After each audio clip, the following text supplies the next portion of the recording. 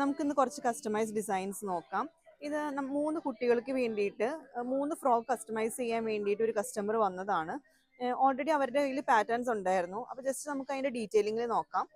ഇതിൻ്റെ നെക്ക് കണ്ടോ, നല്ലൊരു കോളർ നെക്ക് പാറ്റേണിൽ താഴത്തേക്ക് ബീഡ്സിൻ്റെ ഹാങ്ങിങ് ചെയ്തേക്കണെയാണ്. ഇത് നെക്ക് വന്നിട്ട് നല്ലൊരു റൗണ്ട് വി പോലെ വന്നേക്കുന്ന ഒരു നെക്കാണ്.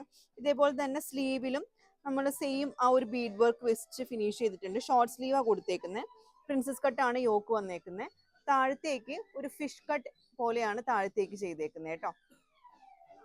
ഇത് അടുത്ത ആളുടെ ഡിസൈൻ ആണ്. ഇത് നെക്കിൽ ഫുൾ ഫ്രിൽസ് ആണ് വെച്ചേക്കുന്നത്. അതേപോലെ തന്നെ സ്ലീവ്സും നല്ല ഫ്രിൽസ് വെച്ചിട്ടാണ് എൻഡ് ചെയ്തേക്കുന്നത്. ഇത് ചെറിയൊരു ഷോർട്ടായിട്ട് നിൽക്കത്തുള്ളൂ, സ്ലീവ് ആയിട്ടില്ല. ഇത് പ്രിൻസസ് കട്ട് വെച്ചിട്ടാണ് യോക്ക് വന്നേക്കുന്നത്. താഴത്തേക്ക് ഫിഷ് കട്ടായിട്ടാണ് എൻഡ് ചെയ്തേക്കുന്നത്. അടുത്ത ഡിസൈൻ എന്ന് പറഞ്ഞാൽ സെയിം തന്നെ, യോക്ക് മാത്രമേ ഡിഫറെൻ്റ് ആയിട്ട് ചെയ്തിട്ടുള്ളൂ. ഒരു വീനെക്ക് പാറ്റേണാണ് വന്നേക്കുന്നത്. പിന്നെ ഒരു ക്യാപ് സ്ലീവിൽ ജസ്റ്റ് ഒരു ബീഡ്സ് ഹാങ്ങിങ് വെച്ചിട്ട് എൻഡ് ചെയ്തിട്ടുണ്ട്. പ്രിൻസസ് കട്ടാണ് യോക്ക് വന്നേക്കുന്നത്. താഴത്തേക്ക് സെയിം ഇതേപോലെ തന്നെ ഫിഷ് കട്ട് ഡിസൈൻ ആണ്. ബാക്ക് പോർഷൻ എല്ലാം സെയിം തന്നെയാണ്. 3 പാറ്റേണും സെയിം ആയിട്ട് തന്നെ ചെയ്തേക്കുന്നത്. സെയിം പാറ്റേൺ വെച്ചിട്ട് തന്നെയാണ് യോക്ക് കട്ടിങ്ങും താഴത്തേക്ക് ഫിഷ് കട്ടും ആയിട്ട് എൻഡ് ചെയ്തേക്കണം. ബാക്ക് സിബ് വെച്ചിട്ടുണ്ട്.